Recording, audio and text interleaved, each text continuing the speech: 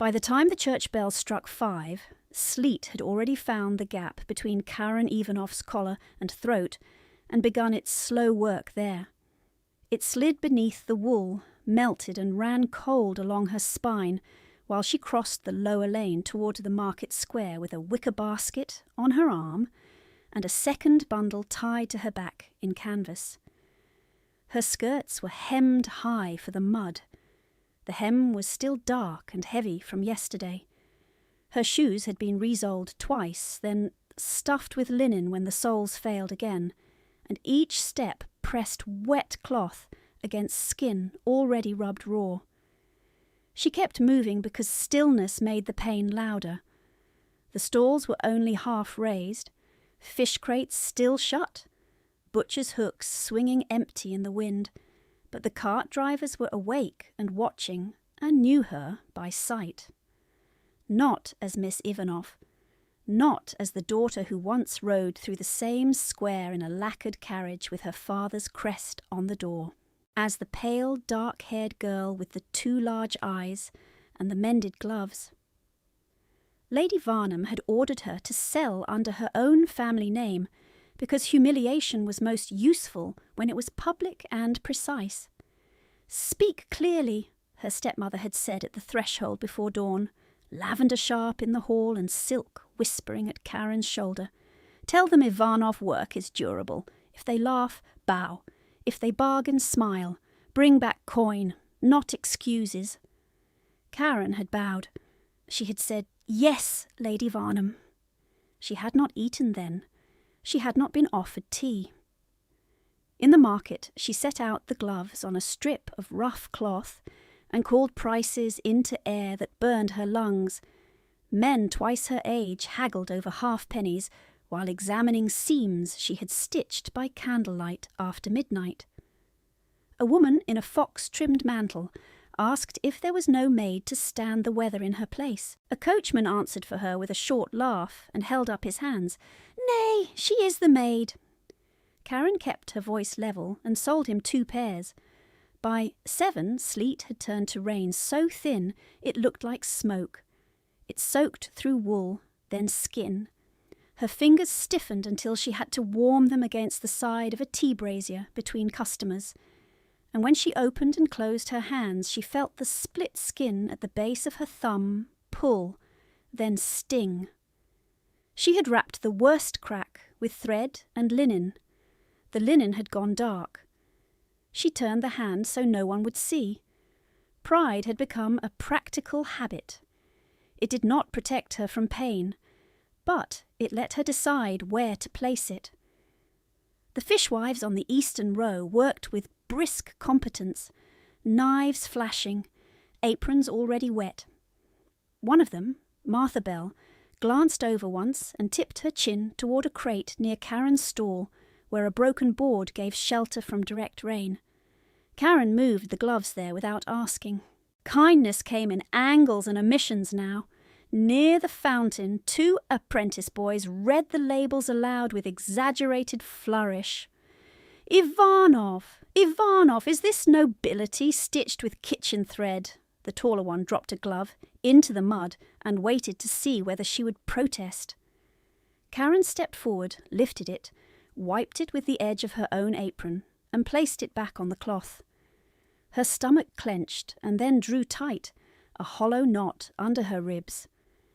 She had saved 2 crusts from the previous night's table, sliding them into her pocket while passing plates to Lady Varnham's daughters. The crusts were still there, soft now from damp. She ate one standing, turned away from the lane and swallowed without taste. It sat in her throat like chalk. The second she kept for noon, because noon was when her hands began to shake and customers noticed. The first bouquet had come on a morning colder than this, carried by a valet in dark livery so immaculate that market mud seemed to part around his boots. Karen had thought he had mistaken her for another woman. He had not. He had placed winter camellias in her numb hands, bowed with professional reserve, and offered a card the size of her palm. No crest, no signature, Only 4 words in disciplined ink for your morning. She had hidden the flowers in the attic under old account books and slept with their scent in the room until the petals browned at the edge. On the 2nd day, roses arrived. On the 3rd, white lilies no gardener in this county could coax from winter glass without coins she could not imagine spending. By the 10th day, the market watched for him. By the 15th, the sellers nearest her had begun to look away, out of a courtesy that hurt almost as much as laughter. By the 23rd, Lady Varnham had asked at supper, too lightly, why the attic smelled like a conservatory. Karen had lowered her eyes to the serving spoon and said she did not know. She had been struck across the knuckles with the handle for answering too slowly. She did not display the bruise. She had learned which injuries could be hidden by work. Now, on the 30th morning, she saw the valet again before she saw his face. Perfect hat brim, straight shoulders, gloves without a speck of wet. He crossed the square as if weather obeyed him. The bouquet in his hand was bound in cream ribbon, hothouse roses and something pale gold, petals thin as silk. He stopped at her stall and held them out. He never lingered. He never watched her read. "Miss Ivanoff," he said, voice quiet, almost ceremonial. She accepted them with hands that had gone clumsy from cold. "Sir, I cannot pay for these." "No payment is requested." His gaze remained politely fixed on the gloves, not her. The card remains unchanged. He placed it between the stems and inclined his head. Then he turned and walked toward the north road where the great houses kept their walls high and their windows lit late. At noon, the rain strengthened and drove everyone closer to the awnings. Karen counted coins on the dry side of her cloth, lips moving over figures her father had once made her recite at breakfast, then dinner, then by candlelight when debtors sat in the study and lied with charming voices. Add, carry, verify. She had been 11 when he put his account ledgers before her and said the world would forgive a woman ignorance and punish her competence, and she must choose punishment early. He had smiled when he said it, tired and proud together, as if he already knew what the choice would cost. He had died 3 winters ago with apologies trapped behind his teeth and debts folded in a locked drawer. Her mother had been dead so long the memory of her voice had become weather and colour, not words. Lady Varnham had married into the house while black ribbons were still on the mirrors. 6 months later the deeds were altered. A year later the jewels were on other throats. 2 years later Karen's bed had been moved from the south wing to the attic room under cracked eaves, where wind whistled through mortar. Now she sold gloves in sleet beneath her father's name and answered to plain, ungrateful, expensive, as if she were an item in a household list to be reduced. She closed her hand over the coin stack until the edges pressed crescents into her skin. A gentleman with polished boots approached and asked the price of lined driving gloves. She gave it. He offered less, then less again, smiling, as if they shared a joke. "Surely Miss Ivanoff can spare a little mercy?" Karen met his gaze. "Mercy is dear this season, sir." He laughed and paid her first figure. When he walked away, she realised her pulse had quickened as though she had run. The second crust came from her pocket, flattened and damp. She ate it in 2 bites and drank rain from her upper lip. The bouquet lay wrapped in canvas beneath the table, hidden from sight, and its faint scent rose each time she bent for another pair of gloves, rose and camellia, and something almost sweet enough to be spring. She reached Varnham House after dusk with the basket lighter, the coin purse heavier, and both hands throbbing. The rear entry smelled of ash and boiled turnip. She removed her wet mantle in the servant hall and hung it near the kitchen range, where it would still be damp by morning. cook did not look up from the pot when Karen stepped in, but she nudged a heel of bread toward the table edge with one thick wrist. Karen took it with a quiet "thank you" and ate, standing. Upstairs, laughter drifted from the drawing room in bright ribbons, then rose when one of the daughters imitated market cries in a shrill voice she thought amusing. Lady Varnham's reply carried through the stairwell, cool and clear. "Our Karen has become very useful at last." A moment later, a bell rang for service. Karen wiped her fingers, lifted the tray, and entered with lowered eyes, while candlelight struck crystal and silver and the gold threads on Lady Varnham's sleeve. No one asked if she'd been cold. No one asked if she had sold enough.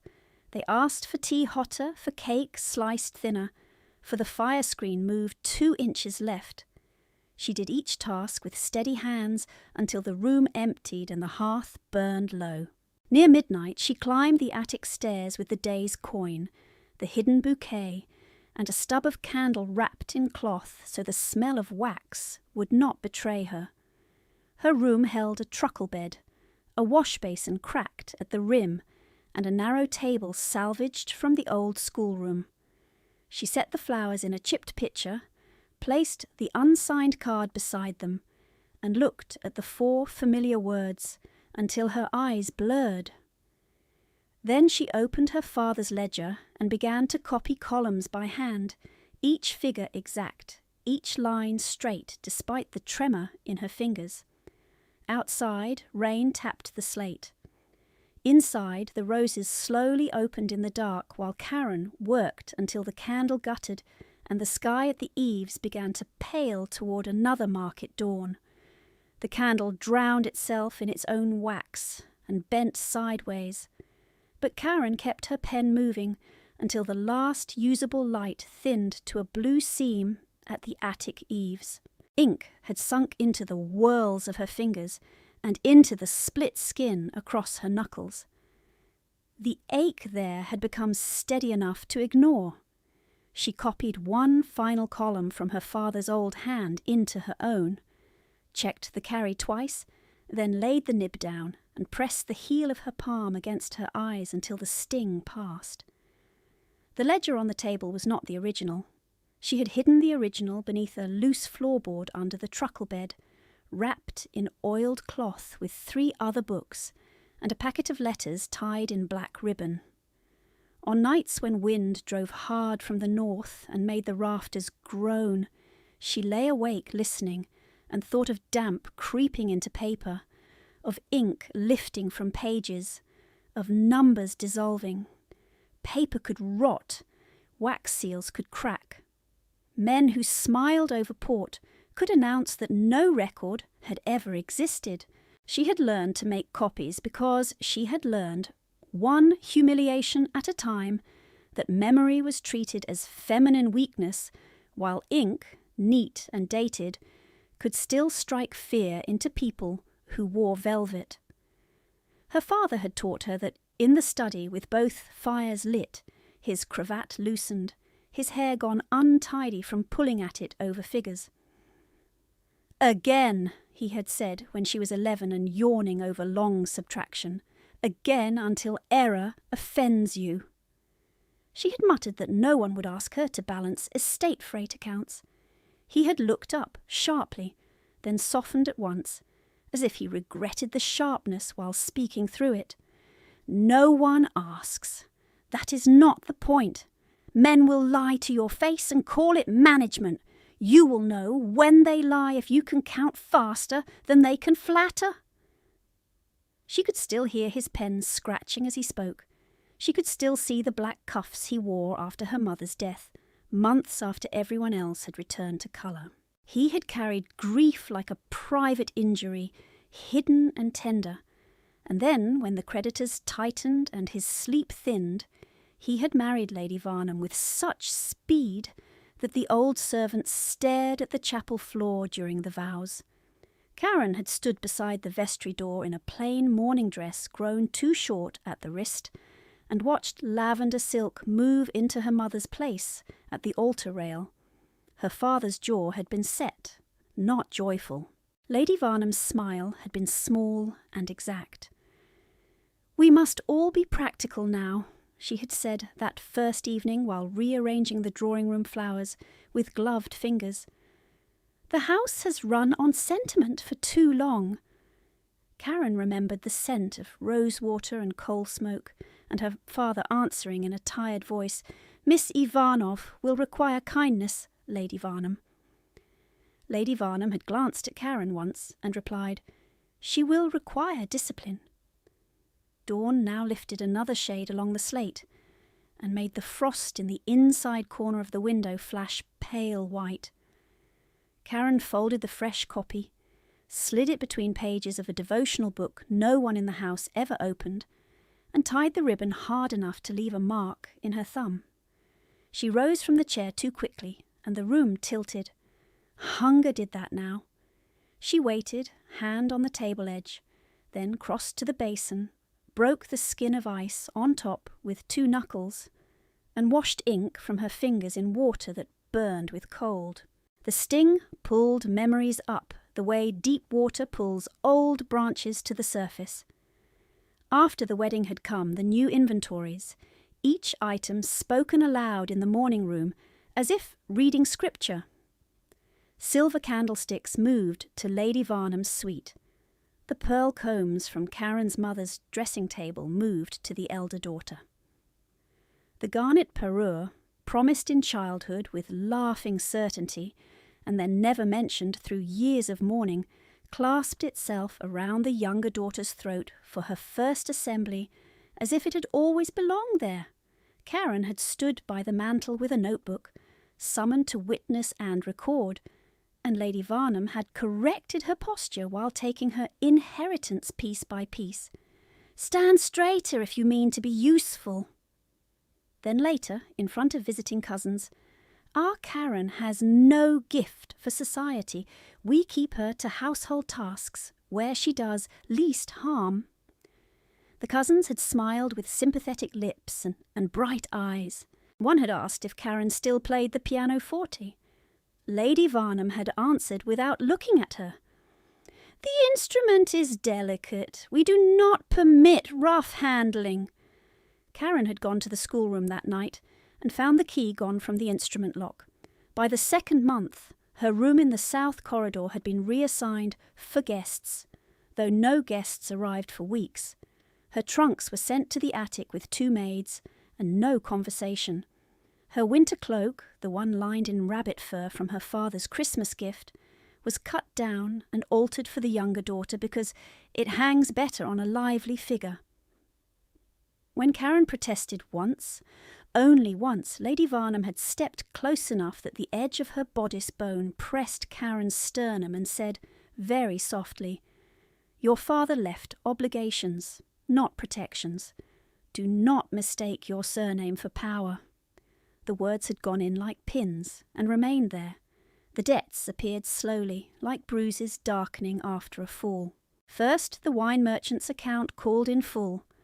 Then, wages delayed for 2 stable hands. Then, the apothecary refusing credit unless signed by Lady Varnham herself. Karen had brought sealed notes to her father's study door and listened to male voices through oak panels, low and urgent, saying terms like extension and collateral and immediate remedy. Her father had still kissed her brow at supper when he could keep food down, still asked after her French and her figures, still made the younger girls laugh with card tricks learned in his own careless youth. And then, one January dawn, he did not come down at all. The physician said seizure, the vicar said peace, the solicitor said there were complexities in the papers. By candlelight in the front parlour, Lady Varnham had wept into lace for exactly as long as visitors remained, then dismissed everyone and sent for keys. For 3 weeks after the funeral, Varnham House smelled of black crape, wet wool, and sealing wax. Men came with portfolios and deferential voices. They bowed to Lady Varnham and avoided Karen's eyes. She was told she need not trouble herself with legal arrangements. She troubled herself anyway.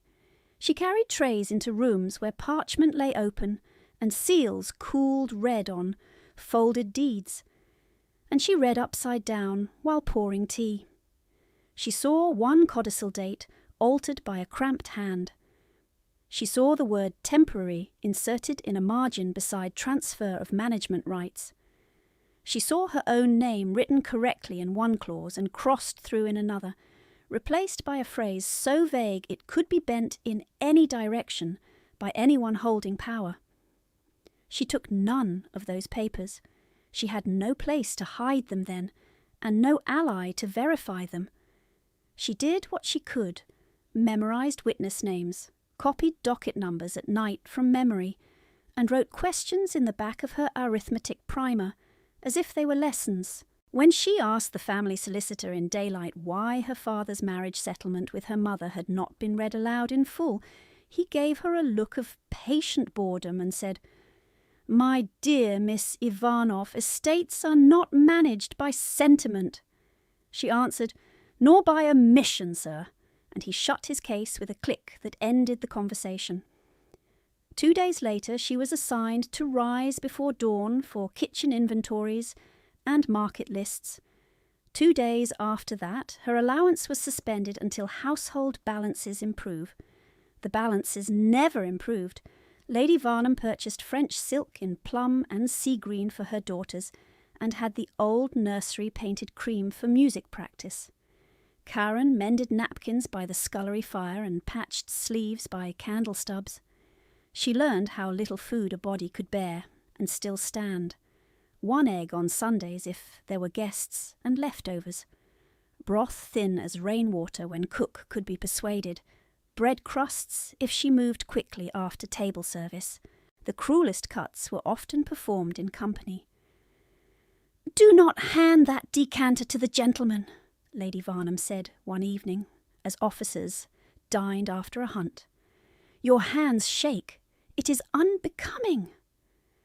Her hands shook because she had carried coal buckets from cellar to 3rd floor and then scrubbed boots for an hour when the boot boy took fever.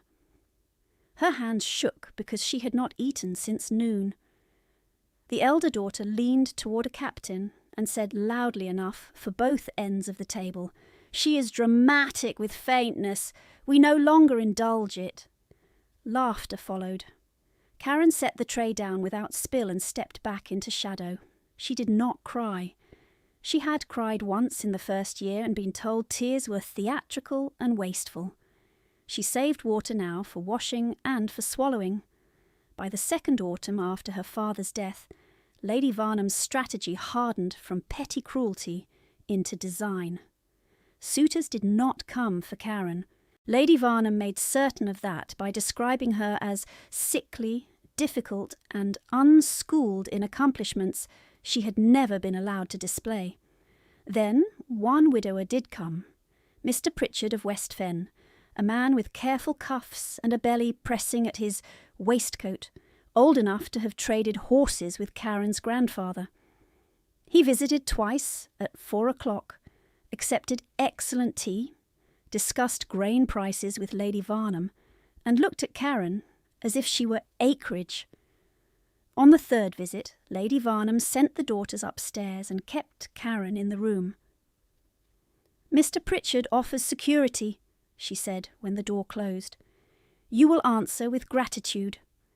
Karen felt the room narrow around the rug pattern and the hiss of the fire. "I am 22, she said, and kept her voice even because fear pleased Lady Varnham. "I can keep accounts. I can earn wages." Lady Varnham smiled without warmth. "You can copy columns in an attic. Wages require references. Your references are mine." "Mr." Pritchard murmured, "No need to rush the child," with a smile that made Karen's stomach twist. Lady Varnham answered him, still looking at Karen, "Prudence is not cruelty." After he left, Karen found one of her hidden copybooks missing, and another moved. Someone had searched her room. She changed hiding places that night, then another night, and another, until she trusted no board to hold her future for long. Outside, in public, degradation became routine enough that strangers forgot to be surprised. She sold gloves under Ivanov in sleet. She took scolding at the gate in front of drivers and laundresses. She bowed to ladies who had danced in her mother's drawing room and now asked whether she came with the produce cart. Yet each dawn for 30 days, an immaculate valet had crossed the same square and placed impossible flowers in her hands, and each unsigned card had carried the same deliberate line, "For your morning," as if someone somewhere had looked directly at her and seen more than utility, more than cost, more than a weak branch to cut from the family tree. She did not trust kindness without a ledger to support it. She did not trust mystery at all. Even so, when she tucked the latest card into the devotional book beside her copied figures, her breathing steadied for the first time that night. Downstairs a bell rang once for the kitchen fires, thin through floorboards and plaster. Karen wiped the basin rim, hid the key in her hem, and lifted yesterday's damp mantle from its peg. The cloth was cold against her neck. She set her jaw, opened the attic door, and went down toward another morning under her father's name. The stair treads held last night's chill, and the stone at the rear passage held it deeper. Karen crossed the service yard while the sky was still a bruised slate colour and the pump handle shone with frost, her basket knocking against her skirt with each step as if to count them for her. In the kitchen lane she passed 2 milk carts and a boy carrying coal in a sack larger than his chest, and none of them looked up long enough to greet her because morning labour had its own silence. By the time she reached the lower market, the wind had sharpened and begun to drive fine rain beneath the awnings, and the cloth she spread over her crate darkened in 3 breaths. She arranged the mended gloves by size, called prices, counted coppers, bowed when men haggled as if they were granting charity, and kept her shoulders square when a pair of ladies paused to inspect her face with polite curiosity and then asked one another whether this was the Ivanov girl fallen into trade. The words landed where words always landed now, low in the stomach, then settled there. She sold steadily through the first hour. She warmed her fingers once above a brazier and blistered one knuckle on the rim because she had stopped feeling heat correctly. At the second bell after dawn, the square shifted in the way it did each morning when better carriages began to pass, drivers straightening, sellers smoothing aprons, apprentices standing back from puddles. Karen saw the Blackwell livery at the north edge and stood still without meaning to. The valet approached with the same controlled stride, hat brim untouched by rain, gloves uncreased, expression neutral enough to be mistaken for indifference. But he carried no bouquet. He stopped at her stall and opened one hand. A sealed note lay on his palm, thick paper, black wax, impressed with a signet she did not know. "Miss Ivanov," he said, "come at once to Blackwell House. Bring your ledger hand. Speak of this to no one." She stared at the seal, then at him. "Who commands this?" His gaze moved once over her shoulder toward the lane, then returned to the gloves as if assessing stitching. "Delay will cost you." The market noise narrowed to cart wheels and rain and her own pulse in her throat. She slid the note into the inner seam of her glove bundle. "I cannot leave my post." The valet's voice lowered by 1 degree. "You can, if you mean to keep what is yours." He stepped back with a formal incline of his head, and at that exact moment the Varnham carriage turned into the square, lacquered black sides throwing back the grey light, crest bright on the door, horses stamping spray from the stones. The footman jumped down. Lady Varnham did not wait for assistance. She descended with silk gathered clear of mud and lavender, riding the damp air ahead of her like a warning. Buyers drew away but did not leave. They formed a ring of inattentive attention, every face politely blank. "You are late returning," Lady Varnham said, loud enough to carry to the fish row. "Coin first, excuses after." Karen reached for the purse. Her fingers caught on wet linen. One copper dropped and spun. The sound was small. Lady Varnham's hand was not. The strike cracked across Karen's cheek and turned her head toward the crate. For a heartbeat she tasted iron and rain. "Clumsy and ungrateful," Lady Varnham said, smiling at no one and everyone. "Fetch the basket." The footman reached for Karen's arm. Karen moved first. She lifted the basket, set the purse in it, and dipped her head in the old trained angle. "Yes, Lady Varnham."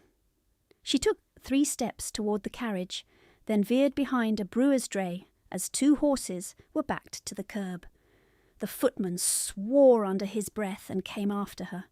She cut through the fish row, slipping between barrels, her skirt catching on splintered wood, then into the narrow lane behind the chandlery where runoff streamed like thin rivers and the stones pitched uneven underfoot. Her shoes filled in minutes. She did not look back until the lane met the chapel road. The footman was there, 30 yards, hat gone, coat flapping open as he ran. She clutched the basket to her ribs and ran harder, breath tearing at her chest, rain needling her eyes. One hand pressed over the hidden note inside the glove bundle, as if paper could anchor her. A cart blocked half the road near the cooper's yard. She ducked beneath the shaft, scraped her shoulder on iron, and came up on the far side into open street where the houses widened and the windows grew taller. Blackwell House stood at the end, set back behind wrought gates already open for deliveries, stone facade severe as a magistrate's face. She reached the steps half stumbling, one glove lost, hair plastered to her neck, and turned once more. The footman had reached the corner but slowed there, uncertain before Blackwell livery and Blackwell ironwork. He spat rain and anger into the gutter, pointed at her with 2 fingers, then retreated toward the market at a run. Karen stood with water streaming from her sleeves and tried to draw enough air to think. The door opened before she could lift the knocker. Not the valet. A younger servant, startled eyes, took in her drenched figure and the basket, and moved aside at once. "Inside, miss." Warmth struck her like a blow.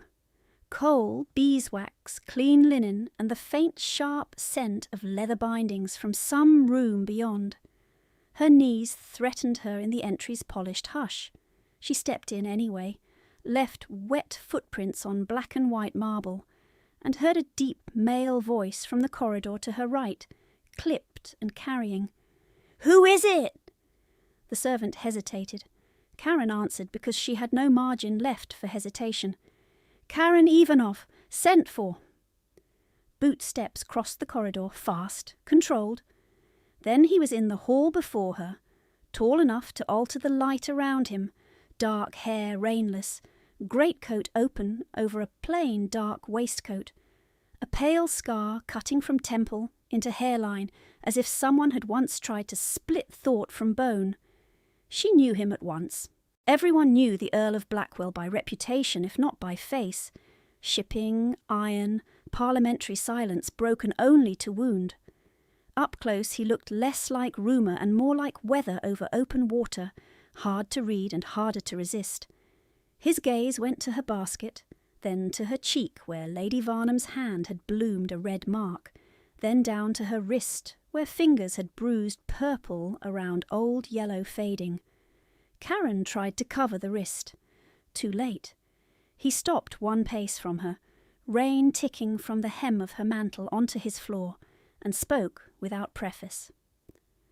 "Who sent you?" "Your valet, my lord." His eyes did not leave her face. "I sent for a clerk, not a beaten child." The words cut cleanly because they were true and spoken before servants.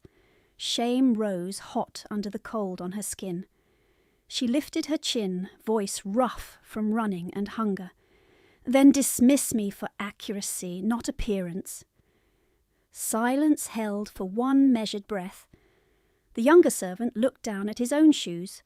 The Earl shifted his attention by a fraction toward the doorway where 2 footmen had paused. "Fire! Food! Then the books!" No one moved. He did not raise his voice. "Now!" Motion broke at once. A maid hurried forward with a wool blanket. The younger servant took the basket from Karen's rigid fingers as if it were glass.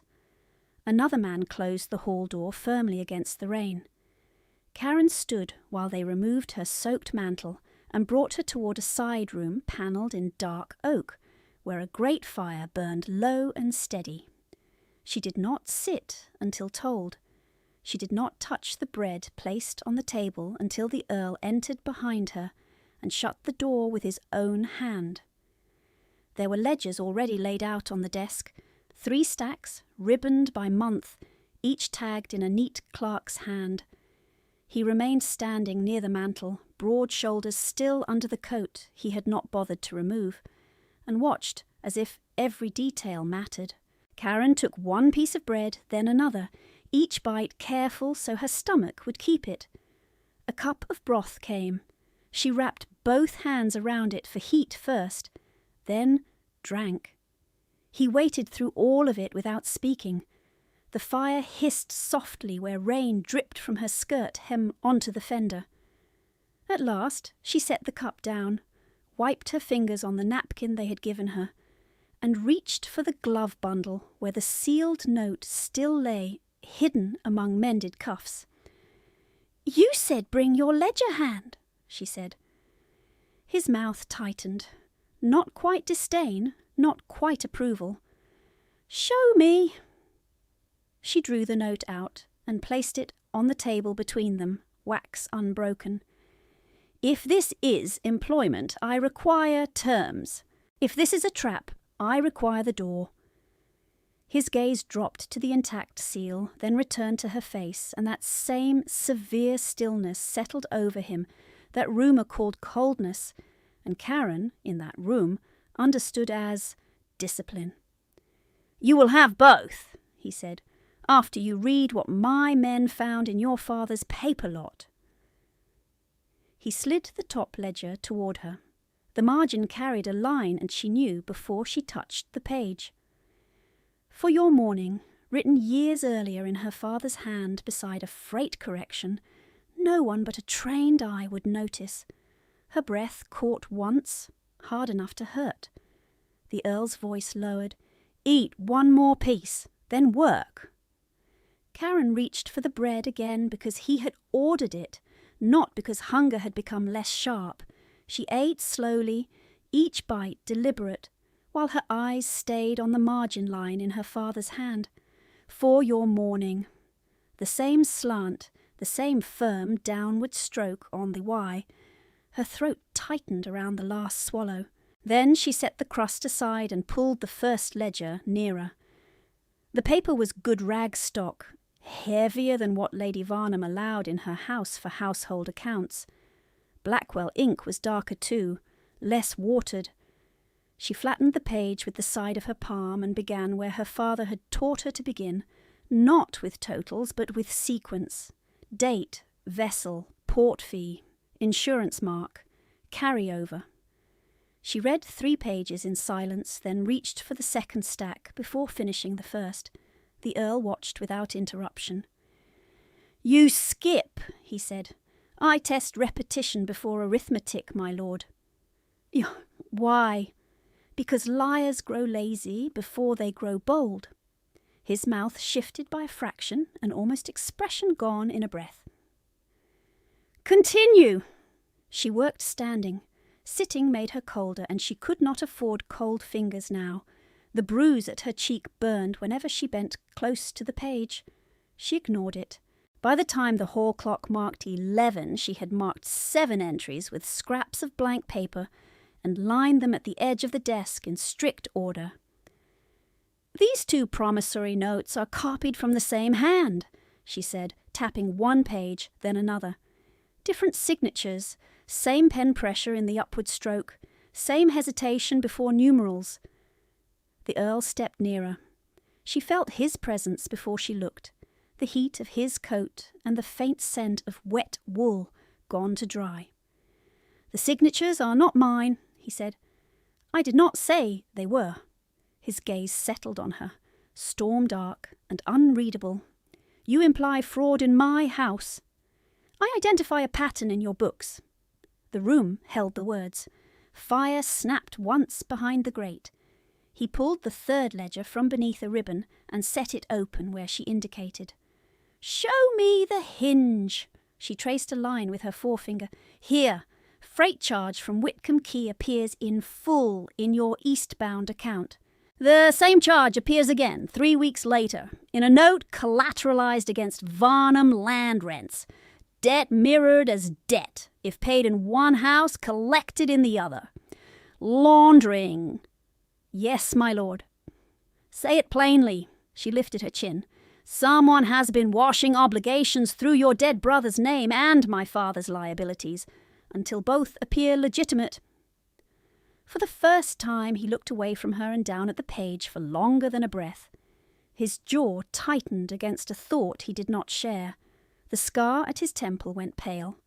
A knock came, discreet and twice repeated. The valet entered when summoned, precise as ever, and bowed. "My lord, Mr. Finch has arrived. He insists the matter concerns immediate legal exposure." The Earl did not move at once. "Place him in the west study." "Yes, my lord." "And send no one here without my order." The valet inclined his head. "My lord." The Earl turned back to Karen. "You will remain." She nodded once. He paused at the door, then spoke without looking fully at her. "If any man asks for those ledgers, you deny him." He left before she could answer. Silence swelled in the room after him. Not empty silence, waiting silence. Karen drew a steadier breath and resumed her work, though her fingers had begun to tremble from fatigue and from the strain of care. She made a clean list on spare paper, each doubtful entry copied with date, amount, and reference mark, then blotted each line with sand and shook the excess into a tray. Precision calmed her. Columns obeyed rules even when people did not. The door opened once more, softer than before. She expected the valet. A child stood at the threshold instead. He was perhaps 9 years old, slight for his age, wrapped in a navy wool jacket, too formal for nursery wear, fair hair lying flat where damp had touched it. His eyes were very clear and very wary. He held an illustrated book against his chest with both hands, as if it were a shield. Karen stepped back from the desk at once. "I beg your pardon. I did not know this room was occupied by the young gentleman." The boy's gaze moved from her face to the ledgers and then to the fire. "It is not. It is quieter here." His voice had the careful cadence of a child taught not to take up space. Karen knew that cadence well. "You are Lord Blackwell's ward," she said. He nodded. "Julian." She curtsied, awkward in a borrowed dry shawl and market skirt still damp at the hem. "Miss Ivanov." He glanced at her cheek where the mark still showed. Children always looked directly where adults pretended not to see. "Did someone strike you?"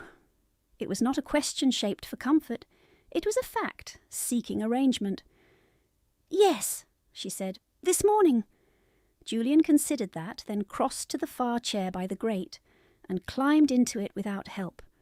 "Mrs. Davies says one should not ask rude questions." "She is correct. She also says truth is better than manners if the house is on fire." Karen almost smiled. "Is this house on fire, my lord?" He looked at the ledgers again. "Uncle says numbers burn slower than timber, but hotter." The book in his lap had slipped. She saw that his fingers were ink-stained at the tips. Not a nursery child then, a reader, a watcher. A muffled exchange sounded in the corridor. Male voices, low and clipped. One she recognized as the valet's. Another, sharper and too familiar, belonged to Varnham House's steward, Mr. Colling. Karen went still. Julian heard it too. His shoulders tightened. "That man came last month," he said. "He smells of lavender and lies."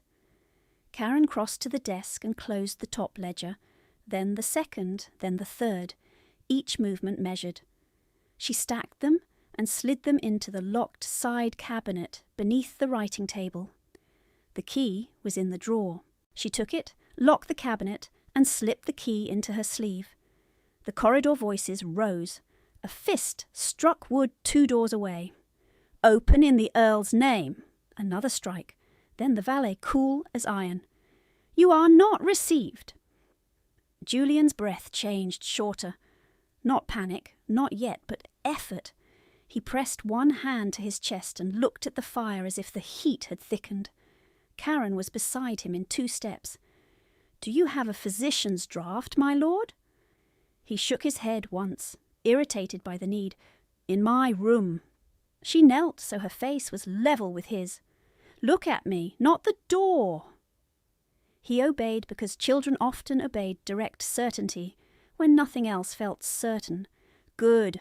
Slow breath in through your nose, hold 1 count, then out again." He followed, unevenly at first, then better. Karen reached back and opened the nearest casement 1 hand's width to thin the room's heat and smoke, then draped a wool throw over his knees to keep the chill from his legs. She kept her voice steady and low. "Listen to the rain against the sill. Match your breath to that rhythm."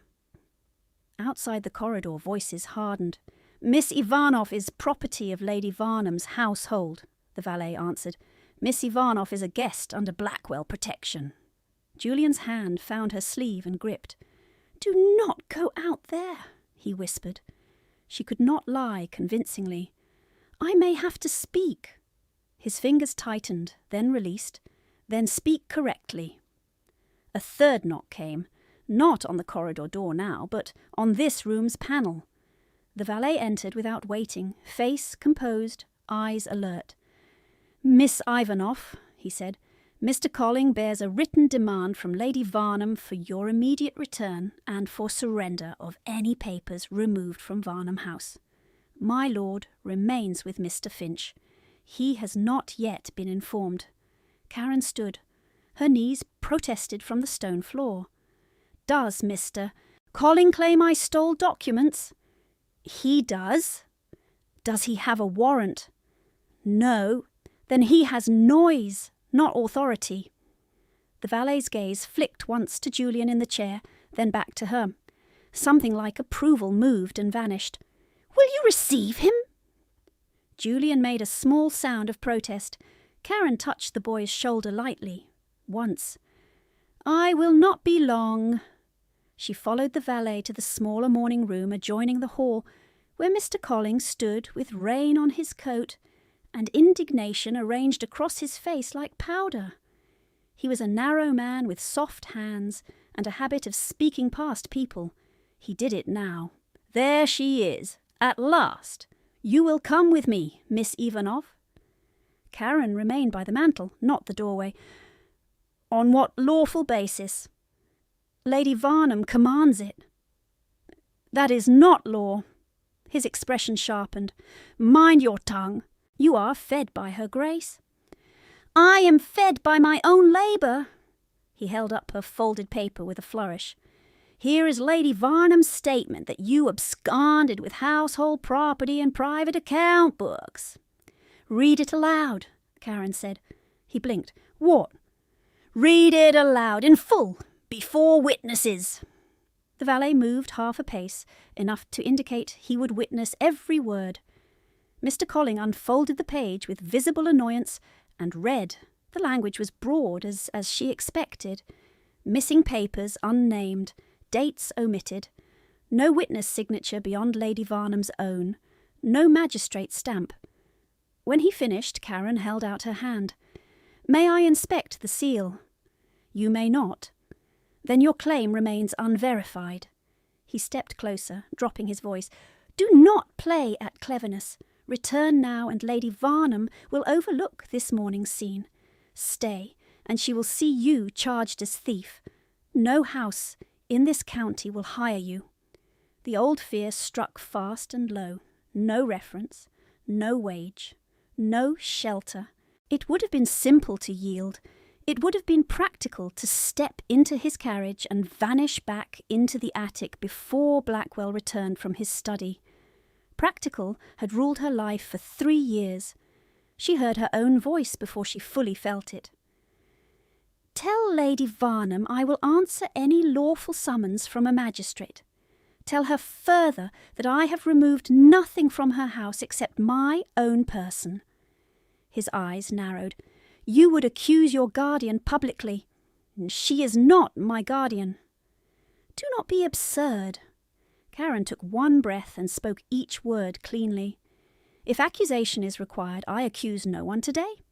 I state only this. I will not sign a false confession. I will not alter figures to suit convenience.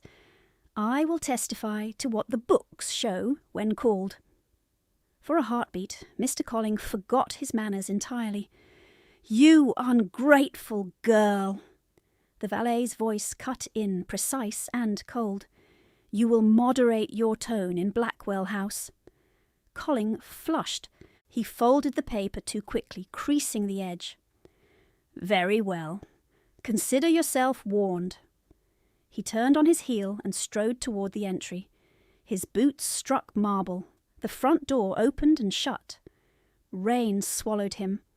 Only when the latch settled did Karen realize her hands were shaking again. She pressed them together until they steadied. A movement at the far threshold drew her eye. The Earl stood there, one hand on the doorframe, Mr. Finch a step behind him, with a portfolio under his arm. She had not heard them arrive. Blackwell's expression was unreadable, but he had heard enough. She saw that at once. Mr. Finch, grey-haired and dry as parchment, looked from Karen to the departing door, and then to the valet. "Was that Varnham's steward?" "It was," said the Earl. Finch exhaled through his nose. "Then we are beyond discreet correspondence." The Earl did not answer him. His gaze remained fixed on Karen, on the damp hem of her skirt, on the bruise at her cheek, on the way she stood without retreat. "What did he ask?" he said. Karen kept her spine straight. "My return, and your papers." "And what did you give him?" "Nothing." A pause. "Why?" "Because fear had become familiar and truth had become necessary. Because Julian had watched, because her father's hand still lived in margins no one meant her to see. She could not say all of that. She said the part that mattered in this room. Because your books are evidence, my lord, and evidence belongs to fact before it belongs to comfort." Mr. Finch made a low sound that might have been surprise. The Earl's jaw shifted once. Then he looked to the valet. "Ensure Mr. Colling does not return past the gate." "My lord." "Send 2 copies of his demand to Chambers Street, one to Magistrate Ellery, one to my solicitor in town." "My lord." The valet left at once. The Earl stepped into the room fully now, the force of him filling the space without raised voice or gesture. "Where is Julian?" "In the East Library," Karen said. "He needed quieter air. I opened the casement and kept him warm." The Earl's eyes changed then, not soft, not even near soft, but altered by something she could not name. Alarm contained. Relief contained harder. He moved past her immediately. Long stride checked only once at the threshold as he spoke over his shoulder. "Come!" She followed him back to the library. Julian sat where she had left him, colour restored, book open now on his lap, one finger marking a line of print. He looked up when the Earl entered and tried to arrange his face into composure beyond his years. "I am well, uncle." The Earl crossed to him and rested one hand briefly on the boy's shoulder, a gesture so economical it would have been missed by anyone not watching for it. "I can see that," Julian nodded toward Karen. "Miss Ivanov made me breathe properly. She did not let Colling in." The Earl looked at Karen then, directly, and held her gaze for one long, measured beat. She felt the room narrow again, not from fear this time, but from the weight of being seen too clearly. Her skin prickled under the rough, borrowed shawl. She had not done anything extraordinary. She had read what was true. She had protected a child in the nearest chair. Yet, under his regard, those acts felt like lines crossed that could not be uncrossed. Mr. Finch entered behind them with papers in hand and stopped near the desk. "My lord, if we move today, we may secure injunction before nightfall. If we delay, Varnham will bury records." The Earl did not look away from Karen when he answered, "We do not delay." Then, to her, clipped and irrevocable, "Back to the books, Miss Ivanov. At my side." Karen followed him from the library with Mr. Finch at her shoulder and the rustle of legal paper close behind, and when they entered the west study, the Earl did not take his place behind the great desk. He drew a smaller table to the near side of the fire and set 2 ledgers there, 1 inkstand, 1 sand tray, 1 blotter, as if he were placing shield and blade within reach. Then he looked at the footman in the hall. "No one enters without my word, no one." "My lord." The door closed. The latch settled. Mr. Finch opened his portfolio and spread documents in ordered stacks. "We have 3 tasks: injunction on the Varnham transfers, petition for inspection of deed registry copies, affidavit from Miss Ivanov on observed irregularities." His eyes moved to Karen, shrewd and dry. "Can you swear to dates under examination?" Karen moved to the table the Earl had chosen for her. "Yes, sir, if I can see the entries, I can place the sequence." The Earl remained standing beside her chair, one hand on its carved back, not touching her, not leaving. "You will not be hurried," he said. Finch gave a brief incline of his head. "Then we begin now." By the time the long case clock in the corridor struck noon, the room had taken on the hard rhythm of work done under threat. Finch dictated legal phrasing in careful clauses. Karen answered with figures. The Earl cross-checked shipping references against correspondence from Whitcomb Quay and marked each match with a steel nib so sharp it bit paper. Rain moved against the high windows in diagonal bands. Coal settled in the grate with low clicks. Ink dried. More was poured. When her hand cramped, she flexed it once beneath the table and continued. Finch paused over one clause. "Miss Ivanov, this line states that Lady Varnham withheld your inherited maintenance allocation after your father's death. Can you prove non-payment?" "Yes," Karen said. "Household books list allowance disbursements to both Mrs. Varnham each quarter. No matching line exists under my name after the 2nd month of mourning. You saw those books where?" "In the morning room cabinet, first shelf, later moved to Lady Varnham's dressing room escritoire." "Can you identify the book by binding?" "Green calf, split at spine, brass clasp, replaced with ribbon." Finch wrote without expression, then glanced up. "You are very certain." Karen met his gaze. "Uncertainty is what she counted on." The Earl's hand tightened once on the chair back, not enough for sound, enough for Karen to see the knuckles pale. Finch drew a second sheet. "Then we proceed to physical marks. The bruise visible today. Prior incidents." Karen felt heat rise at her cheek that had nothing to do with fire. She had endured blows in private and in company, and speaking of them in a room of men felt like removing skin. She placed both palms flat on the ledger to keep them steady. "Today, in the market square, before witnesses," she said, "Lady Varnham struck me across the face. Mr. Colling's grasp marks are on my wrist from prior restraint 3 days ago in the rear corridor. Knuckle injury from this morning when I fell against car iron while evading pursuit. Finch's pen paused. Evading whom? Lady Varnham's footman. The Earl spoke before Finch could frame the next question. Write this exactly. Miss Ivanov arrived at Blackwell House under direct summons from my valet. She was pursued. She entered my protection at 10:09. Finch's brows lifted a fraction. My lord, if we state protection, we invite accusation of interference. The Earl did not look at him. He was looking at Karen's wrist, where yellow and violet shadows circled bone. Let them accuse, he said. Write it. Finch wrote it. The next hour narrowed further. Karen copied disputed entries onto affidavit sheets while Finch drafted motions in clean legal hand. Twice messengers were called to carry sealed packets to Chambers Street and to Magistrate Ellery's clerk. The valet entered only long enough to receive waxed envelopes and confirm departure. First rider gone, my lord. Second waiting at the gate. The Earl answered each report with one word. Send. No one raised a voice. The urgency did not require it. When Karen reached for the inkwell again, the nib slipped against the glass neck and nicked her split thumb. A thin red line rose at once. She turned her hand inward by instinct. The Earl saw anyway. Stop, she froze. He took the pen from her fingers and set it down.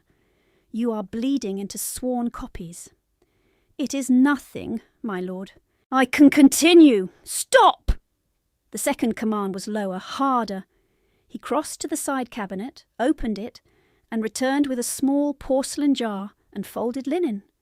Karen stared at the items as if they were in the wrong room. My lord, Finch said quietly, I can ring for Mrs. Davies. The Earl did not take his eyes from Karen's hand. No. He drew the chair out with his foot. Sit. She sat because his tone admitted no argument and because the room had tilted by one careful degree she had hoped no one would notice. He knelt beside her, broad shoulders bending in dark wool, and with the same precision he had given the ledgers, he cleaned the cut, pressed salve into split skin at her thumb base, and wrapped linen around her hand once, twice, tight enough to protect and not enough to numb. His fingers were warm, steady. He did not look up while he worked. This should have been done when you arrived, he said. Karen could hear Finch move at the far desk, papers shuffling in deliberate discretion. Fire hissed. Rain answered at the glass. I did not come for tending, she said. No, the Earl said. You came because no one else could read what they buried. He tied the linen off with a small, secure knot and remained where he was for one breath longer than needed, one hand still beneath hers, as if testing weight. Then he rose. The room felt altered by an action so practical it should have meant nothing. Finch cleared his throat once. Shall I continue, my lord? Continue! Karen resumed, the wrapped hand clumsy but shielded from sting. The words came faster now, perhaps because she no longer had to divide concentration between figures and pain. She listed forged note numbers, dates of duplicated charges, names of clerks attached to entries that could not have been made on those days because one had been buried and another dismissed. Finch's pen raced to keep pace. At one point he stopped and looked up in frank astonishment. If this stands in court, Lady Varnham's counsel will claim fabrication. Then compare ink age at registry, Karen said. Compare pressure variation against authentic signatures. Compare vessel departure logs at Whitcomb against freight entries here. Numbers do not forgive invention.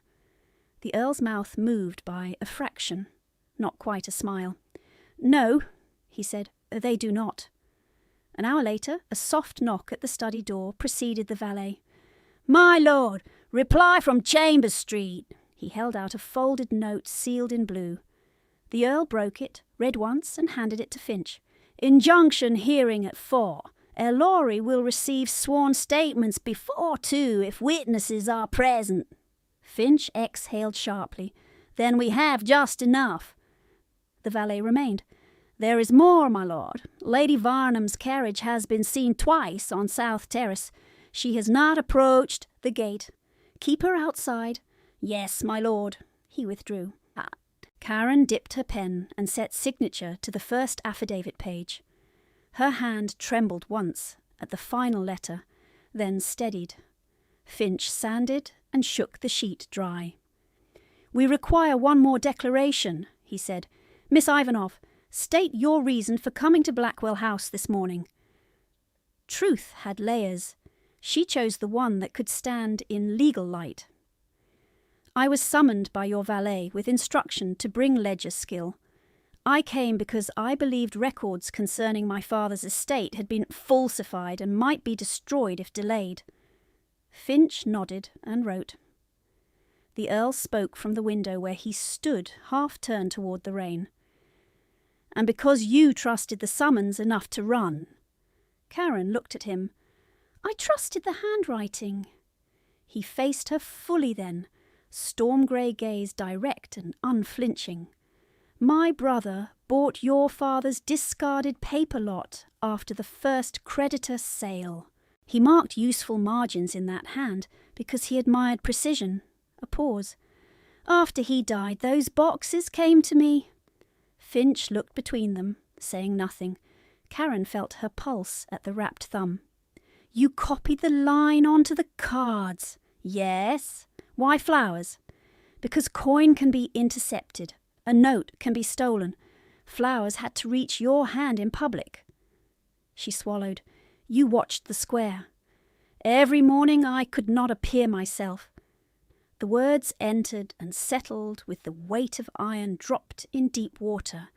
Every morning.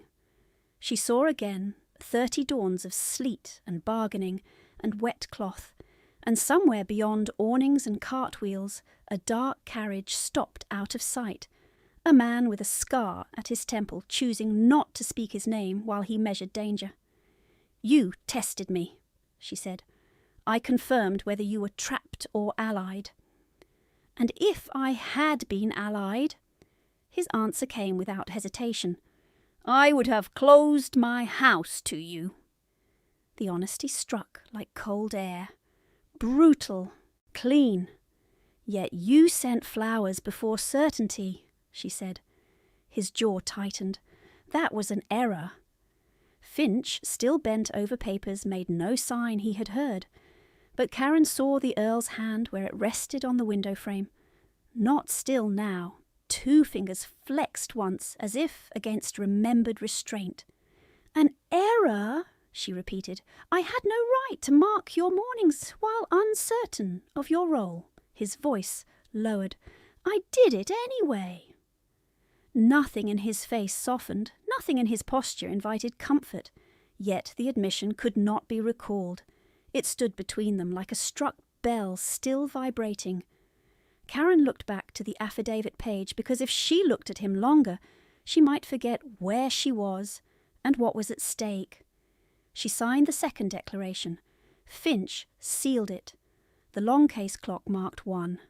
Lunch came untouched on a tray that cooled by the hearth. Work consumed the next minute's whole. Finch rehearsed probable questions from magistrate's clerk and had Karen answer aloud without embellishment. The Earl corrected only for clarity. Do not say she was cruel. Say what she did. Yes, my lord. Do not estimate sums. State exact figures, or state unknown. Yes, my lord. Do not lower your eyes when they try to shame you. She met his gaze. I was trained to lower them.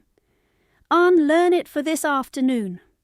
The command settled in her bones with unexpected force, not because it was kind, because it assumed she could obey. At 10 minutes before 2, Finch gathered the sworn pages, tied them with tape, and rose. If we leave now, we reach Ellery's clerk with margin for formalities. He turned to Karen. Miss Ivanov, you must decide whether to appear in person for confirmation. Written statement may suffice for injunction, but weakens criminal referral. Karen stood carefully. The room swayed and corrected. I appear... The Earl was already at the side table, taking up his gloves. You ride in my carriage. Finch hesitated. My lord, appearances can wait. He stepped to Karen and held out a heavy dark cloak, lined in wool, one she had not seen brought in. Wear this. It is yours. It is warm. She took it. The weight settled over her shoulders like certainty she had never been granted. At the throat she fumbled the clasp with bandaged fingers.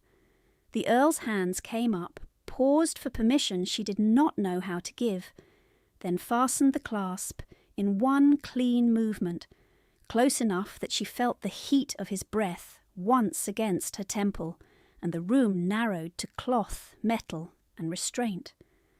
When he stepped back, his eyes went again to her bruised cheek. You do not return to Varnham House tonight, he said. The words were plain. Not proposal, not plea. A line drawn. Karen held his gaze because he had ordered her to unlearn lowering it. On what terms? Guest protection until the court rules. Separate rooms. Mrs. Davies in attendance. Full access to the account room for your review. Wage contract if you remain to work. Finch looked briefly relieved, as if legal architecture had been restored around dangerous feeling. Karen asked the question that mattered most. And if the court rules against us? Then I put you on the morning coach with funds and references under my seal before Varnham can touch you. She believed him at once, which frightened her more than distrust ever had. He opened the study door and stood aside for her to pass first. In the corridor the house had gone very quiet, the way large houses did when servants sensed history moving through ordinary hours. As she stepped over the threshold, his voice reached her low enough that only she could hear it.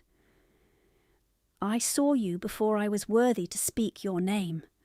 She stopped, one hand on the doorframe, pulse hard against linen at her thumb, and for a suspended breath she could not decide whether the greater danger lay in following him into public battle or in turning away from the first truth that had ever been offered to her without disguise.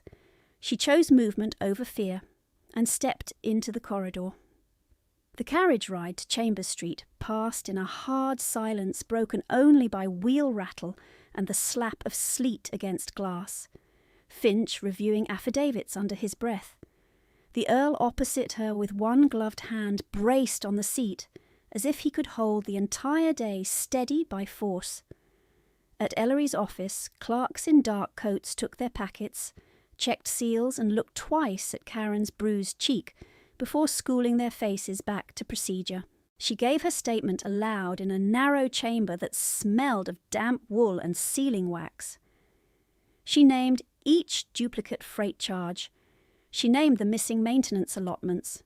She named the dates of public strikes. Ellery's chief clerk, a thin man with careful cuffs, compared her pages with the copies sent from Blackwell House and marked the margin in red. Miss Ivanoff, he said, your account is materially consistent with documentary exhibits 1 through 9. Finch set down Colling's demand letter beside them. And this? The clerk read, looked up, and his mouth flattened. No magistrate stamp, no docket, no authority. By 3:30, injunction orders were drafted and dispatched to the deed registry, to Varnham House, and to the county officers. Blackwell's report had not vanished into some polished drawer. It had moved. The winter assembly opened at dusk beneath chandeliers bright as frost. Music carried from the ballroom in measured strings. But the edges of the room held a different rhythm. Solicitors conferring, peers whispering, servants moving quickly with messages instead of wine. Karen stood in a side anteroom with the evidence case open on a green baize table, while Finch arranged the documents in the order she had set. The original Blackwell ledgers lay at centre, Beside them, the copied pages from her attic devotional book, now formally notarized. Ellery's office had already sent officers to Varnham House under seal. The return note sat folded near Finch's hand. Recovered items? 4 account books from attic floorboard compartment, wrapped in oiled cloth. Packet of letters tied in black ribbon. Household disbursement book, green calf, split spine. No resistance at seizure. Every hidden page had surfaced. A rustle of expensive silk reached the door before Lady Varnham did. Lavender followed. She entered without invitation, daughters at her shoulder like reflections, faces pale with anger arranged as disdain. "Leave us," Lady Varnham said to Finch. Finch did not move, Lady Varnham's gaze fixed on Karen. "Burn those papers now, and this can still be managed. You may return home tonight. Your room restored, decent dresses, a future not ruined by your own tongue." Karen looked at the woman who had measured out her bread and called it discipline. "You searched my room for years. Because you are deceitful. Because you feared arithmetic." Colour rose under Lady Varnham's powder. "You have no standing." Karen touched the top ledger with her bandaged hand. "I have standing, enough to read." Lady Varnham stepped forward and reached for the pages. Karen caught her wrist before she tore a sheet free. The movement was brief, shocking only because Karen had never resisted in full light. One daughter gasped, the other hissed, "Unhand her!" Finch's voice cut between them. "Lady Varnham, you will remove your hand from evidentiary material." For a moment Lady Varnham did not. Then she wrenched back and gave Karen a look stripped clean of pretense, the look of a woman seeing control leave and refusing to believe it. "You will beg before this ends," she said. Karen answered in the same steady tone she used for columns. "I did my begging in your house. It purchased nothing." A footman opened the door from the ballroom. "Mr. Finch, Magistrate Ellery is ready." They entered the main room to a hush that spread aisle by aisle as people turned. This was the same society that had watched Karen sell gloves in sleet and lowered their eyes when she was struck. Now they watched because they sensed consequence. Ellery stood near the dais with 2 officers in county blue. Mr. Colling lingered behind Lady Varnham, suddenly smaller than his voice had been that morning. Finch presented the first ledger. Ellery nodded to Karen. "Miss Ivanoff, red entry set C and supporting annotations." Her throat tightened once, then training took over. Date, amount, duplicate charge, collateral reference. She read clearly enough that even the back rows heard. Murmurs rose, then stopped when Ellery lifted a hand. She read the disbursement pages next. 2 daughters' allowances, quarter by quarter, entered in neat lines. Her own name absent, after mourning month 2. A small movement near the side wall drew her eye.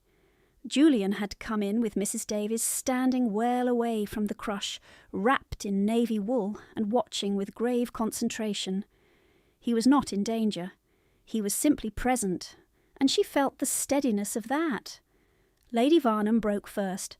"This is fabrication. She is vindictive. She has been fed, clothed, sheltered at my expense." The Earl stepped onto the dais before Finch could answer. He did not raise his voice. He did not need to. "Good, I asked her to speak." The sentence landed like a gavel strike. He turned to Ellery. "My late brother's annotations match the unsigned cards and margin marks from Ivanov papers purchased at first creditor's sale. Chain of custody is documented. Ink and pressure comparison has been requested. I submit sworn testimony that Miss Ivanov was summoned to my house for forensic review and has remained under my protection since entry." Then he faced Lady Varnham fully, jaw like stone, scar pale at his temple. You forged promissory links through my brother's name.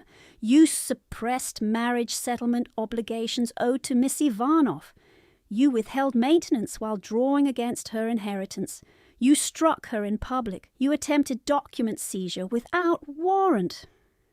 Silence held the room. Even the musicians had stopped. Ellery extended a hand. Finch gave him the final packet. Inside were the marriage settlements, produced from registry copy that afternoon, with the clause Lady Varnham had relied on cut open by legal context she had concealed. Temporary management had never meant transfer of beneficial right. Ellery read, then looked to the officers. Lady Varnham, you are ordered into custody pending indictment for fraud, coercive deprivation, and falsification of estate instruments. Mrs. Varnham are to return to their guardian aunt in Surrey under civil supervision until disposition. No, Lady Varnham said very softly, as if refusal could still command reality. You cannot do this in public. Ellery's reply was flat. Madame, you conducted the acts in public and in private. The law reaches both. The officers stepped forward. No struggle, only the rustle of silk and the sharp lavender trail as she passed Karen without looking at her again. Mr. Colling tried to edge toward the side door. One officer stopped him, with a hand to his sleeve. You as well, sir. Statement first. As the room broke into low, stunned noise, the Earl turned to Karen. She was trembling now that speech was over, the delayed shaking that came after long restraint. His eyes moved once over her face, then to her bandaged hand, then back. Stay. One word, command and confession bound together. She held his gaze and answered at once, not with surrender but with terms. I stay as contracted labour until accounts are repaired. Separate rooms, written wage, full authority in the account office. Yes. Then courtship, if any, comes after respect. A pause. His mouth twitched, not quite a smile. Yes. The next morning rain cleared to a hard, bright cold. In Blackwell's study, Finch read the employment contract aloud, while Karen sat at the smaller table and corrected one clause herself. Independent signature authority up to a stated sum for tenant relief and arrears reconciliation. Finch looked between them and amended without argument. Miss Ivanov, he said, passing the pen, do you accept? I do. She signed. The Earl signed beneath, witness line filled by Finch and the valet, whose name she learned then at last, Mr. Hale. Hale set a small wooden box on the desk. Recovered from Varnham attic under warrant, miss, as requested. Inside lay every unsigned card, edges softened by handling, and one dry spray of camellia petals wrapped in linen. Nothing lost. 3 days later, Ellery's clerk sent formal notice. Conviction entered at assizes, Lady Varnham barred from county society and removed to distant lodging under monitored means. Mr. Colling disqualified from estate service and fined for fraudulent demand practice. The legal trickery had names now, and judgments. By the second week of March, Karen stood in the Blackwell account room with ledgers open wall to wall, tenants waiting in orderly line for corrected statements, and no one calling her plain, ungrateful, expensive. They called her Miss Ivanoff or Madam Clerk, and brought questions instead of insults. She answered each with figures and fair terms. Courtship came in its season formal and unspectacular, and therefore trustworthy. Walks with Mrs. Davies 2 paces behind. Supper conversations about grain and school roofs and harbour insurance. Silence that did not wound. On a grey April evening he asked in the long gallery, "Will you have Blackwell House as your home, and me as your husband when you're ready?" She said, "Yes, when the spring audits close." They closed. At their betrothal, in the same ballroom that had witnessed her testimony, he placed a final card in her hand before the assembled county. This one bore his full signature beneath the familiar line. for your mourning. I saw you before I was worthy to speak your name. Adrian Blackwell." She looked up at him, then turned to the room, and did not lower her eyes. When she entered Blackwell House after the wedding, she entered by the front stair in daylight, countess in her own right, and the world that had watched her bargain for pennies watched now as the doors opened and remained open for her.